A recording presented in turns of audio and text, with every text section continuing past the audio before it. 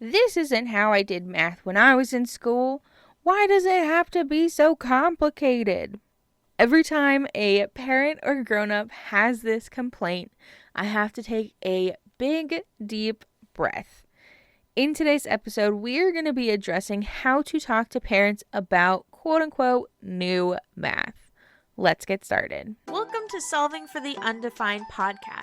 I'm your host, Johanna, founder of Miss Kuiper's Classroom, the place that equips teachers in creating a healthy math classroom where students can thrive, no matter their academic abilities. But it's not always about the numbers, and that's why I'm here, bringing you the formulas to solve your problems, math and otherwise, plus strategies on cultivating that necessary math mindset. And that's what you can count on. Hello. Welcome to a brand new episode. So this topic is something that someone asked me to do a podcast episode back in March, but for some reason I just felt unqualified to talk about it. So it took me so long to work up the nerve to kind of dive into this topic, even though it's something that I deal with every year when it comes to parents, especially with my quote-unquote non-traditional style of teaching, using a lot of building thinking classrooms and outside-of-the-box thinking in my teaching practices. So today I'm taking that leap and I'm going to be sharing with you how I talk to parents and grown-ups about the new math and the teaching practices that I use. Most of the time when I get questions, it's at a parent-teacher conference, an open house, or in an email.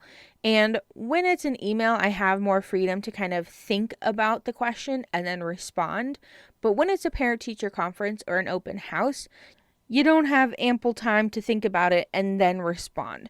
So I wanted to give you some key points you can hit on with parents and grown-ups. To give you some background, there's been a lot of research about how a parent's or family's view on math can negatively or positively impact students in their motivation to do math. And actually, there was a study published in 2022 kind of saying that of parents' negative effect, particularly in the math context, predicted a child's motivation and achievement over time. And one of the suggestions that they had was having interventions aimed at increasing parents' feelings of efficacy in supporting their children's math learning. And that kind of helped optimize children's math motivation and achievement because their parents were also getting that boost of growth mindset or that intervention as well. So the points that I'm going to be sharing are more so to help parents and grown-ups feel prepared when talking about math with their students rather than a gotcha, because it is a mindset issue. It comes from a place of anxiousness of not feeling competent enough to help. And we want to help fix that and help shift that mindset because it's going to impact our students, and we want to make sure that we are helping our students in every way possible. All right, so in a scenario, I'm at a parent-teacher conference or an open house, and a parent or grown-up shares this feeling with me of math is different. I don't know how I'm supposed to help my kid if I can't even understand the math. My response is going to be in the form of a question. I usually ask something along the lines of, oh, what's your hesitation about new math? Or using whatever the vernacular is that they use to describe the situation. And then I kind of let them explain how they're feeling, and I go from there. But usually it comes down to it's different and more complicated, and it's not the most efficient way to learn math. So kind of the first point I drive in is everything evolves over time when new research and information is discovered. So technology, phones, computers, AI, cars, and medicine have all changed as new research and stuff has come out. And it's the same in the math classroom. As research has come out about how we can better teach math in our classroom, we've shifted from rote memorization and procedural learning to a more conceptual and problem-solving oriented approach. And then you can kind of discuss the benefits of those things, because the top skills that employers are looking for are critical thinking, problem solving, teamwork, collaboration, communication skills. And the math classroom, when we were kids, is not something that can prepare us for the modern workforce, that world that we are now seeing and that our students are going to be living in soon. So we want to make sure that we are preparing them in every aspect. And that means shifting the way that we are teaching math to our students. And if you use building thinking classrooms, modern classroom stuff, or any other more new age style of classroom practices, this is where you can insert that as well. So for me, the ones that I use on a regular basis are random groups, vertical surfaces, and math tasks or discovery for introducing new concepts. And I can share, based on the 5 skills that employers are looking for, working in teams is going to help with that teamwork, collaboration, and those communication skills. Working on math tasks together at a vertical surface is going to help with critical thinking, problem solving, collaboration, communication, etc. So everything that I'm doing is based in helping students build those skills for their future. And talking about those things typically kind of settles parents and grown-ups of like, oh, okay, like I understand that, but it's not helping me help my kid. This is where I like to have a resource available to parents, that like a piece of paper I can hand them, or a PDF I can attach to an email of math tips and strategies to help and support your student in math class.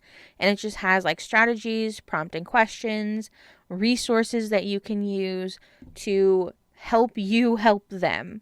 And I will attach that as a freebie bonus to this episode. So if you would like that list that you can give parents of strategies, prompting questions, and just overall resources that they can use, you can find the link down in the description or on the show notes on my website. And you can download that, print it out, and share it with your families. I'm interrupting today's episode to ask you a vital question.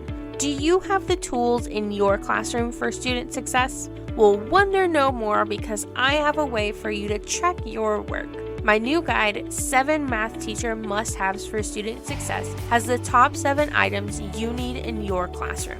From classroom staples to manipulatives that are often missed, this checklist will ensure that your students have a successful school year. Additionally, each item shows the best budget and splurge options. Download the 7 Math Teacher Must-Haves for Student Success after listening to today's episode by going to misskuiper.com/guide. And another thing that I like to remind or share with parents is I will have our notes up on our Canvas page, so that way you can go back and refer to them and use them to help your student. And if you listen to episode 70, you might be like, but you don't do formal notes in your classroom. And that is correct.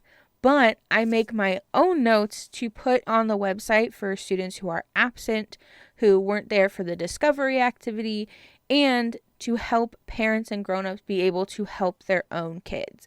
Because my students take their own version of notes with example problems, things to remember, but not necessarily any procedural stuff. And I want to make sure that's available for students who need that extra consolidation of learning, who are absent, and for grown-ups to help their kids. And a really cool thing that my curriculum, the curriculum that we use at our school, has is like a family section at the beginning of each lesson. And a lesson takes like 3 to 5 days. And I send that home with my kids. So that little packet is something that has notes, it has example problems, it has something that they can work on together, and that will be available to them. And I also have the digital one on Canvas. So whether you get the print one or you use the one from Canvas, you have access to additional practice problems, additional help, and something that you can work on together. And I think that is so cool that a curriculum thought to implement that and have it in a variety of languages to accommodate all of my students. And maybe if that resource isn't available to you, maybe you make something like that. Instead of posting notes that you make on Canvas, create the notes page with example problems and something that parents can work on with their kids.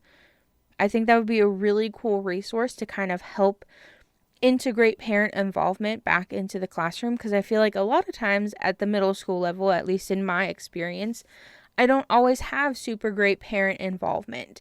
And this could be one way that I support my parents and my grown-ups of my kids in integrating them back into the math classroom. Because going back to that research that I shared at the beginning, when we have interventions aimed at increasing parents' feelings of efficacy, that's when we can see our students really having that math motivation and achievement in a positive way.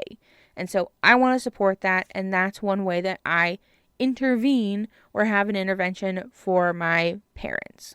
So to give you the highlights, the summary, when parents and grown-ups ask about new math or it being too complicated that they can't help their kid, talk about how everything evolves, including math research and how we can best help our students, the top 5 skills that employers are looking for, the critical thinking, problem solving, teamwork, collaboration, and communication skills, and then have resources available to them, whether it's a handout that you give them right now or just a reassurance that you post the notes or videos online, you have resources available to them to help their kid.